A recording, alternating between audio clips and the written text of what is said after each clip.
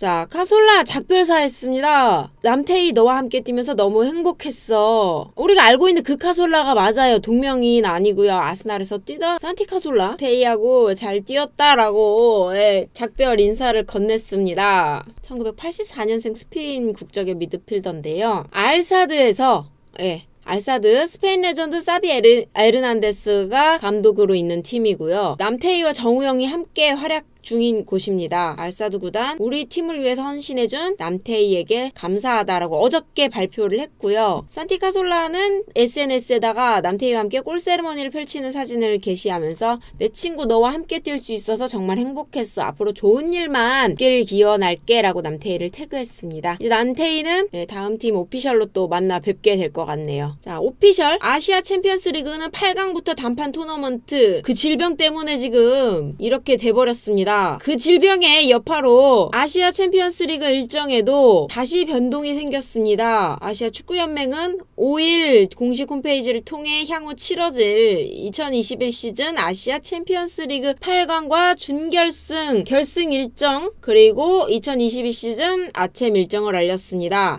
AFC는 현재 지속하는 질병의 유행으로 인한 불확실성 때문에 상임위원회는 대회 참가 구단들의 선수단 심판진들의 건강과 안전 확보를 위해서 이동거리 최소화가 필수적이라고 합의했습니다. 8강과 4강 일정을 한 경기씩 치르는 안을 확정지었어요. 기존의 서아시아와 동아시아 지금 유로도 그렇게 하잖아요.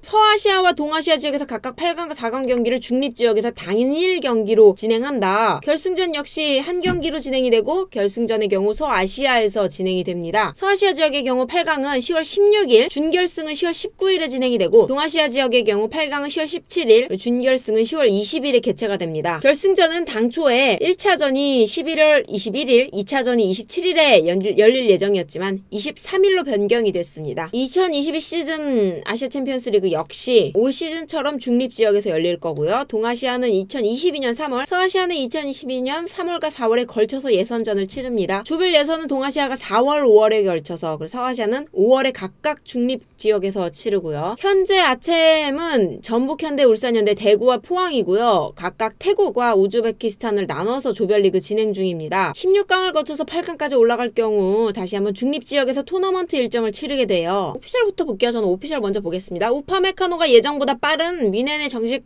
합류한다고 합니다. 라이프치히 핵심 수비수 우파메카노 당초 예정보다 빨리 바이에른 뮌헨에 합의해서 팀 훈련을 가질 예정이라고 합니다. 뮌헨 오늘 5일 구단 공식 홈페이지를 통해 우파메카노의 합류 소식을 알렸습니다. 우파메카노 뮌헨 승리의 문 앞에서 영상을 올리면서 팬들에게 인사를 건넸습니다. 570억의 이적료를 들어서 우파메카노 데려왔어요. 뮌헨이. 하지만 라이프치히하고 뮌헨이 두 구단 사이에 우파메카노 주급 지불에 관한 분쟁이 발생했었는데요. 기본적으로 선수들의 계약 기간이 6월 30일까지지만 우파메카노와 라이프치히 계약 만료일이 7월 15일까지로 잡혀 있었다고 합니다. 일반적으로 이럴 경우에 영입하는 팀이 추가 지불 합의를 통해서 계약 만료일을 조금 조정하지만 뮌헨이 이를 시행하지 않았다고 해요. 결국 라이프치히하고 바이에른 뮌헨, 우파메카노의 7월 보름치 급료에 해당하는 2억 7천만 원. 우와, 15일 2억 7천만 원을 놓고 눈치 싸움을 펼치고 있었어요. 이로 인해서 우파메카노 7월 1일부터 15일까지는 어느 한 팀에서도 훈련하기 힘든 상황에 직면했습니다. 다행히 뮌헨이 극적으로 라이프치히와 우파메카노 급료를 반반 나눠서 지불하기로 했대요. 이와 함께 우파메카노가 뮌헨 팀 훈련 시작일부터 함께 할 수 있게 됐다고 합니다. 7월 7일부터 새 시즌을 대비한 팀 훈련을 시작하고요. 우파메카노 이제 만 22살의 젊은 선수지만 2017년 1월 라이프치히에 합류해서 핵심 수비수로 활약하면서 풍부한 경험을 쌓았습니다. 맞네. 뮌헨의 신인 감독은 나겔스만이죠. 감독님하고 같이 왔네? 나겔스만의 지휘 아래에서 라이프치히에서 2시즌 동안 가파른 상승세를 보이며 분데스리가 정상급 수비수로 성장했습니다. 여기에 바이에른은 보아탱하고 알라바가 떠나는 팀 수비진에 있어서 세대 교체 중추가 될 것으로 기대하고 있습니다. 우선은 유벤투스에 그대로 있을 것 같아요. 호날두 에이전트는 이탈리아의 급파, 유벤투스 잔류하나? 계속 재계약 이야기가 나고 있죠. 호날두는 유벤투스와 올여름 계약이 종료됩니다. 유벤투스의 챔피언스리그 탈락과 함께 눈밖에 난 호날두가 타팀 이적을 추진한다는 썰이 파다했는데요. 우선은 행선지로는 링크가 있었어요. 맨유하고 파리 생제르맹. 이탈리아 매체에 따르면 호날두 유로 탈락 후에 스페인 마요르카에서 가족들과 휴가를 보내고 있으며 우선 호날두의 에이전트 멘데스가 밀라노로 갔습니다. 유벤투스 측과 협상을 할 예정이며 멘데스는 유벤투스에게 2023년까지 호날두 계약을 연장해달라라는 걸 제안할 것으로 알려졌습니다. 이에 따라 맨유행 소문이 돌았던 호날두 잔류할 수 있다는 관측이 나오고 있습니다. 자, 오피셜 동양 제라드 감독 품으로 셰필드 미드필더 룬스트럼 레인저스행. 룬스트럼이 레인저스 FC로 향합니다. 공식 홈페이지를 통해 우리는 셰필드의 미드필더 룬스트럼을 영입했다. 계약 기간은 3년이다.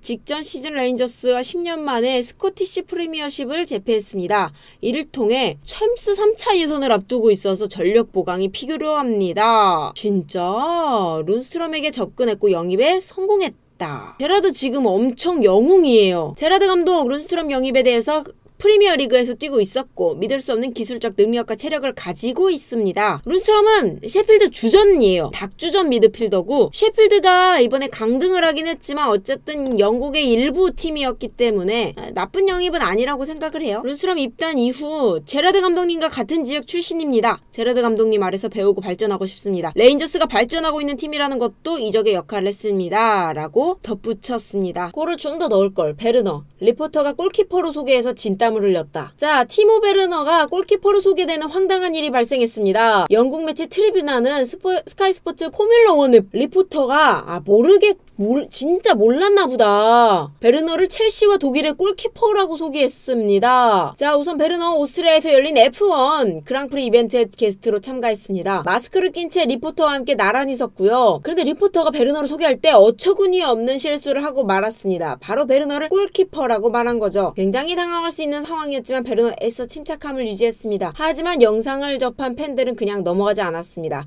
팬들은 아마 베르너의 경기 스탯을 보고 골키퍼라고 말했을 것이다. 득점을 많이 기록하지 못했으니까 어쩌면 맞는 말일 수도 있겠다. 너네 너무 잔인한 거 아니에요? 베르너 스탯을 보면 골키퍼 치고 엄청나다. 본인도 만족할 것이다 라며 조롱 섞인 말을 던졌다. 이분이 이제 F1 리포터래요. 자, 베르너는 라이프치히를 떠나 첼시 유니폼을 입은 이후에 좀처럼 득점력을 발휘하지 못하고 있습니다.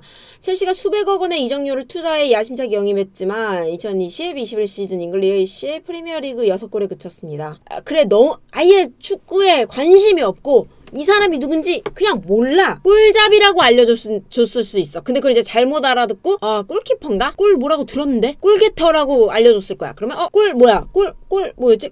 골키퍼인가? 라고 이제 한번 실드를 쳐봤습니다. 다른 팀들은 웸블리 적응 훈련도 못한다. 영국 엄청난 홈 어드밴티지가 있다고 합니다.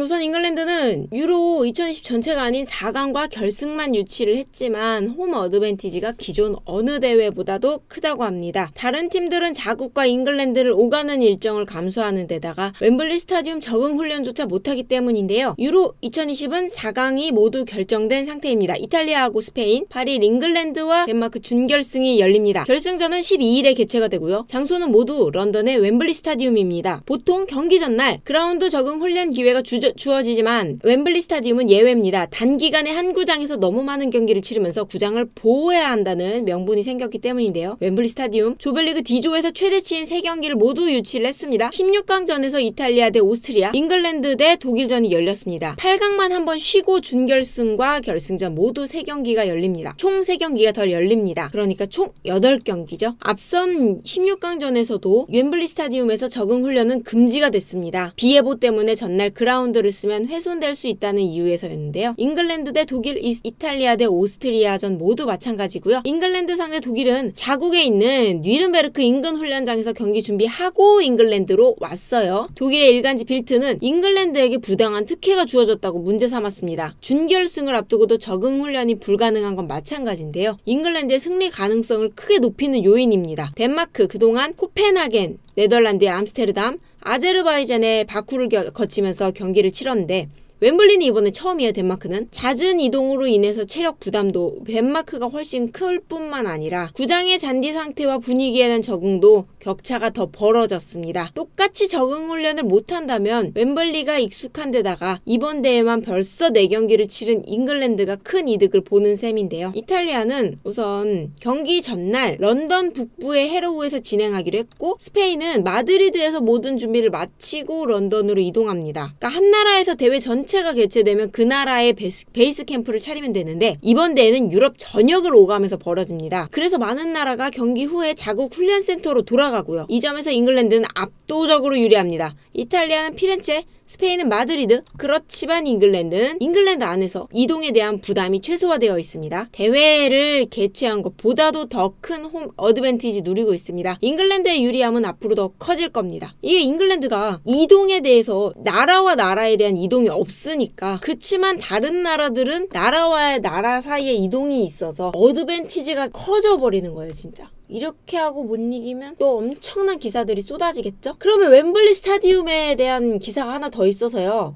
그걸 또 한번 보고 갈게요. 유로 4강 결승서 방탄소년단의 노래가 나올까? UEFA 투표 1위 질주. 조금 반가운 소식이긴 한데요. 유로 2024강전 결승전이 열리는 영국 런던 웸블리 스타디움에 방탄소년단의 노래가 울려 퍼질 가능성이 높아지고 있습니다. 유럽 축구연맹은 지난 2일 한국 시간으로 5일 오후까지 이제 결과가 나올 때가 됐는데 공식 소셜미디어를 통해 팬투표를 진행하고 있습니다. 팬투표의 내용은 유로 경기가 개최되는 웸블리 스타디움에서 어떤 노래를 틀어줄까요? 인데요. 후보에는 방탄소년단의 버터, 루이 톰린슨의 Kill My Mind, 빌리 아일리시의 배드 가이, 어셔의 예 이렇게 4가지의 노래가 올랐습니다. 5일 오전 11시를 지나는 현재까지 이 기사가 쓰여진 현재까지 282만 명이 투표를 했고요. 이 시점에서 방탄소년단의 버터는 전체표의 47.4%를 차지해서 1위 질주하고 있습니다. 2위는 루이 톰린슨의 Kill My Mind 41.16% 그리고 사실상 버터와 킬마마인드 2파전으로 예상이 됩니다. 우선은 3위에 자리한 배드가이는 7.2, 4위의 어셔는 3.8%의 득표율을 기록했습니다. UEFA 팬투표에서 결정적인 지지를 받고 있는 BTS의 버터는 지난 5월 21일에 발매한 곡이고요. 버터는 회원수 3억 5,600만 명을 보유하고 있는 세계 최대 음원 사이트 스포티파이가 선정한 여름 노래 25곡 리스트의 유일한 한국 노래로 뽑히기도 했습니다. 세계에 널리 퍼져 있는 방탄소년단의 팬들은 저마다 SNS를 활용해 유로 경기장에 버터가 재생될 수 있게 투표해달라며 화력 지원을 독려했습니다. 그리고 루이 톰린슨의 팬들도 마찬가지예요. 투표 종료까지 10시간밖에 남지 않았다. BTS를 잡으려면 더 많은 투표가 필요하다는 글을 공유하고 있습니다. 유로 남은 일정은 단 3경기뿐이고요. 오는 7일 오전에 영국 런던 웸블리 스타디움에서 이탈리아와 스페인의 4강전이 열립니다. 그리고 하루 뒤 같은 시각에 잉글랜드와 덴마크가 4강전을 치르는데요. 각